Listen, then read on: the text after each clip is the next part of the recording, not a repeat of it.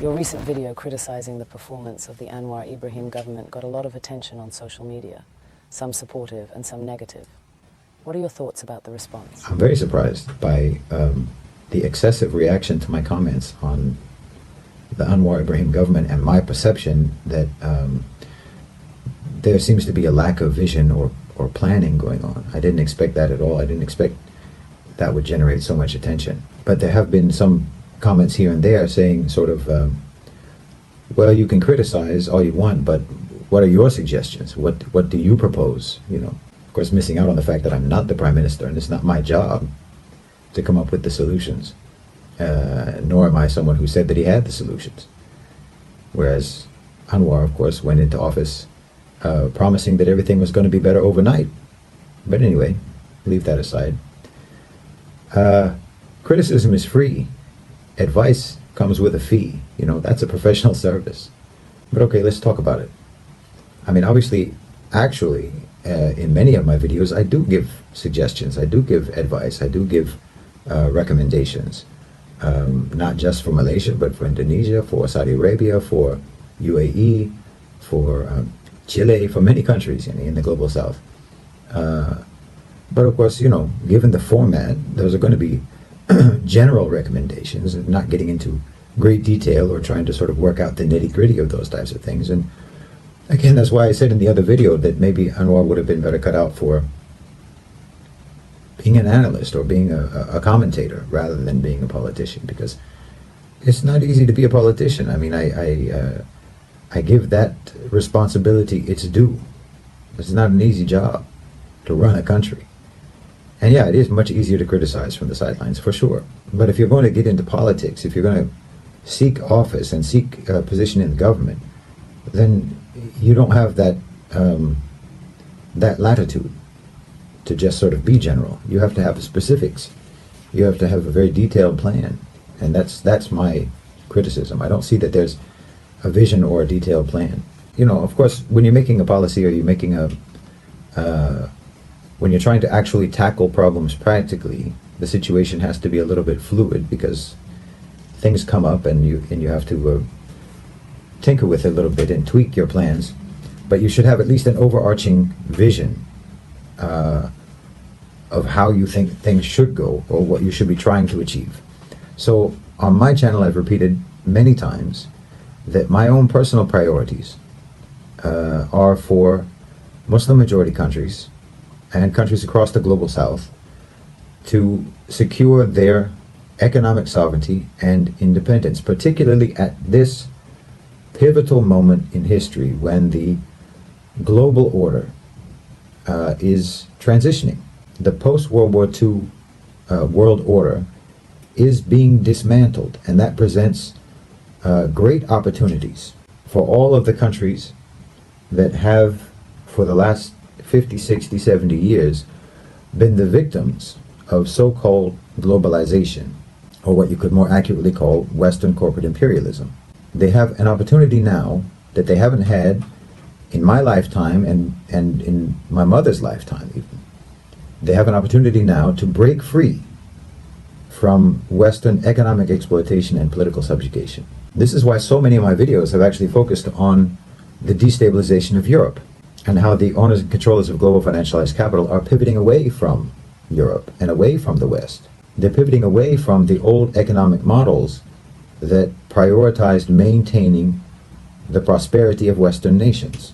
So I focus on that a lot in many of my videos, and I talk about it a great deal, because that signals that that era is ending and a new era is beginning. So the countries across the global south and in the Muslim world have to recalibrate their approach to the world, particularly in terms of their economic approach to the rest of the world, and specifically to the Western world. So let's look at the issue of the devaluation of the ringgit. And this is just an example, because it can apply to any devaluation of any currency in a developing economy, or any situation, or any country that's in a similar position as Malaysia. So, okay, whether you think that the reason for the devaluation of the ringgit is because Malaysia has maintained a low interest rate for too long, or whether it's because you think that global oil prices have declined over the last 6 months, or whether you think it's because globally investors and the owners of capital are bracing for further rate hikes by the United States Federal Reserve, the underlying structural issue that gives any of those plausible factors any weight is Malaysia's uneven integration into the global economic system, and specifically its connection to Western economies and dollar dependence. That leaves Malaysia and any similarly positioned country vulnerable to external shocks. And the only way that they are allowed in this position to cushion themselves from those shocks or remedy the impact of those shocks is to make their economic management conform with the needs of Western economies. So it's like if you're squeezed into a seat on an airplane and you're sitting next to some giant passenger. Every time he shifts his position, you have to shift your position. Your position is entirely dictated by his position. If he moves, you have to move. Okay, so that is not economic sovereignty. That's not economic independence. So your real problem isn't this or that shock that happens when Western economies shift their position. Your real problem is that you are exposed to those shocks and you're vulnerable to those shocks. And that is the problem that you have to solve. And that means decoupling as much as possible from domineering Western economies, growing your domestic economy, and building stronger and more active trading and investment partnerships with regional economies, as well as with smaller economies even outside your region. Because when you're tied to an economy that's so big, like I said, it's like you're stuck on an airplane seat next to a giant. You have no room to move. You have to move however they move. But if you regionalize your economic relationships and interconnections, or else you restrict yourself, your economic connections and your partnerships with similar sized economies to your own or smaller ones, then you have a lot more freedom to move and operate. The most viable approach to effectively combat both inflation and the devaluation of your currency is to foster the growth of your domestic market, decrease dependence on imports, and reduce your reliance on the export of raw commodities. Now, for a country like Malaysia, easily the most important area in which decoupling should be prioritized is food. Malaysia is far too reliant on food imports. This creates the most dangerous type of uneven integration with the global economic system, and it makes Malaysia incredibly vulnerable. So any economic plan for combating both inflation and the devaluation of the ringgit should begin with agriculture and food production. The government's first priority, in my opinion, should be the expansion of the domestic food market through fully localized supply chains. I mean, this would generate a ripple effect that would diversify and enhance other sectors of the economy, even including high technology. So step one, promote domestic food production. Give incentives to farmers, including small farmers, ranchers, etc., and to local agribusinesses. Diversify crops, increase fertilizer production, improve farming, transport, logistical infrastructure, increase research and development in agriculture to boost productivity and efficiency in the agricultural sector. And of course, promote domestic consumption of locally produced food and other goods so that you can reduce the dependence on imported goods, imported food, and eventually reduce even the presence of imported food and imported goods in your market. Food security is at the heart of a healthy, independent economy and a stable currency because you are insulating yourself from the impact of external shocks. And we really have to also change our mindset with regards to FDI, for example. For way too long, we have accepted as truisms the neoliberalist perspective on trade and investment and so-called open economies. Everyone is competing to have, the much coveted top spot ranking in the World Bank's Ease of Doing Business Index. The idea is that, the easier it is for multinational corporations to enter your economy, the better.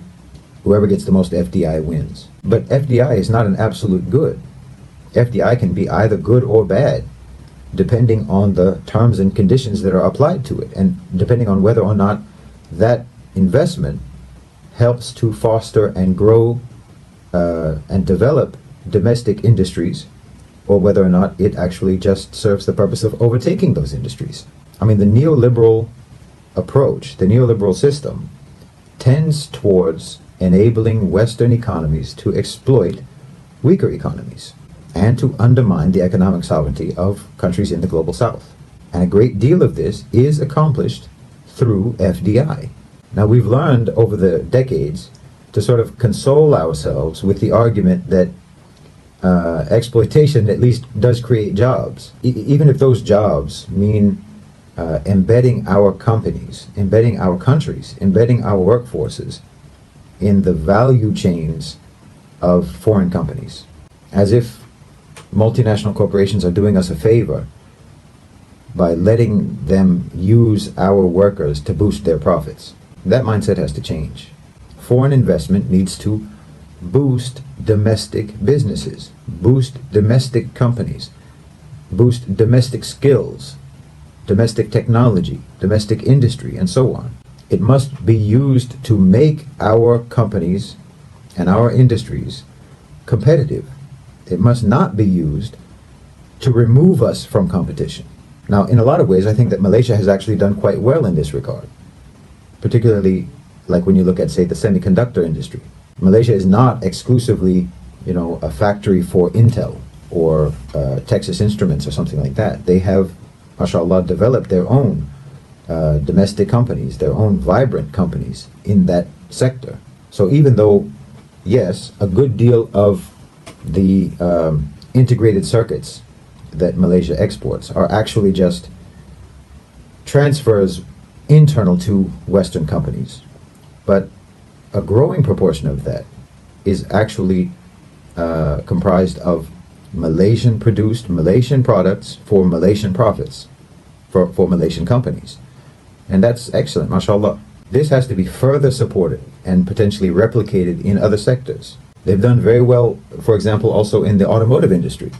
I mean, I think most of the top most popular cars that are driven in Malaysia are Malaysian made. Wallahi, Malaysia has so much going for it. It can definitely become an economic superpower in the region and a manufacturing hub.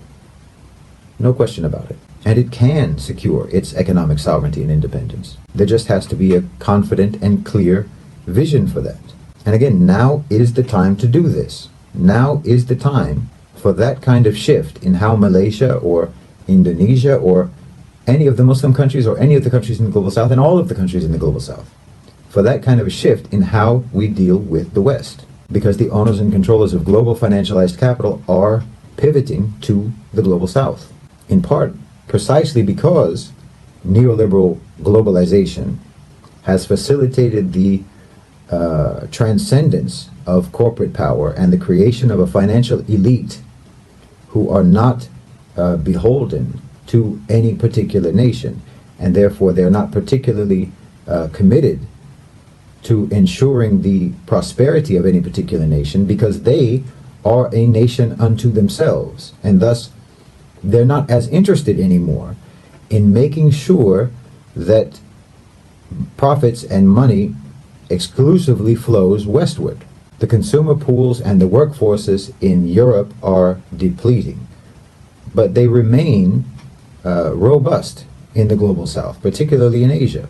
So our countries, the Muslim countries, the countries of the global South, are in a position now to be more confident and demanding in setting the conditions and the terms on investment, and for focusing on self-centered economic and industrial development. But of course, if we fail to set such terms, if we fail to take a self-centered approach, Western multinationals and investors will be happy to still exploit us if we let them. And we have to develop an approach whereby we can treat our labor like a raw commodity, the same as coal or nickel or rubber or palm oil. And the same way that, for example, Jokowi banned the export of raw nickel from Indonesia to force investment in Indonesia's capacity for refining, so that they could produce higher end goods from their own nickel, rather than others using their raw nickel to produce profits for themselves. We have to figure out a way to do that with our labor. So in other words, if you want to use our workers, if you want to use our labor to make higher end products, to produce profits for you downstream, no. Instead, you have to help us produce those products here. Not assembly of those products, not components of those products, not packaging of those products, but the products themselves. That has to be made here if you want to use our workers. If you want to use our workers, then the entire process has to be done in our country. Not you give us just a little something to do because our labor is cheap, just like our raw materials are cheap, and you want to use those to make a higher end product down the line that you make the profit from. The same way with our workers. If you want to use our workers to make, to add value to what's going to eventually be a much more profitable item or goods or product down the line, no, you have to make the whole thing in our country. Our workers have to learn how, and you have to help them get the know-how and the technology and the skills to produce the entire product in our country. Just like what Jokowi is doing with nickel, we should be able to do that with our labor. Because look, the developed economies developed by doing all of the things that they're telling us not to do.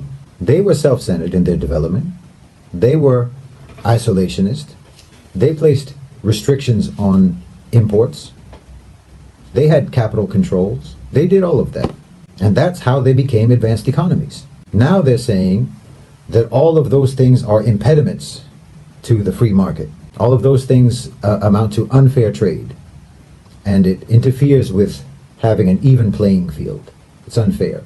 But they only talk about an even playing field to distract you from the fact that the players on the field are uneven. So absolutely, a country should be biased in favor of its own business, its own industry, its own companies. It should play favorites in favor of its domestic businesses, in favor of its own industry. When our strawweight companies become heavyweights like yours, then we can start talking about an even playing field. And yeah, the first step to becoming a heavyweight is food security, food independence, and treating your workforce like precious raw materials that will no longer be sold to produce downstream profits for foreign companies, but which can only be used in conjunction with the development of domestic industry. It's not the 90s anymore. It's not the early 2000s anymore. We don't have to just kowtow to rich Western nations and get happy because they're generous enough to let us have our own McDonald's or our own Starbucks in our own countries. We don't have to feel that our economies are prosperous because we see Western goods in our markets. Our economies are prosperous when our markets are dominated by our own goods, produced by our own companies, and when our economies are insulated from external shocks.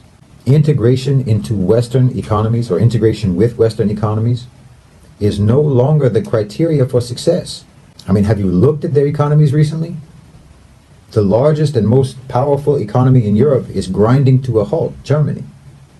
Most people in the United States can't even pay their bills, and they're drowning in debt. Who are they to integrate with? Their economies carry a contagion at this point, and the devaluation of the ringgit is a symptom of that contagion. Decoupling as much as possible from Western economies and de-dollarization have to be the cornerstones of economic policy for Malaysia and for countries across the global south and the Muslim world. And again, the time is absolutely ripe for pursuing this.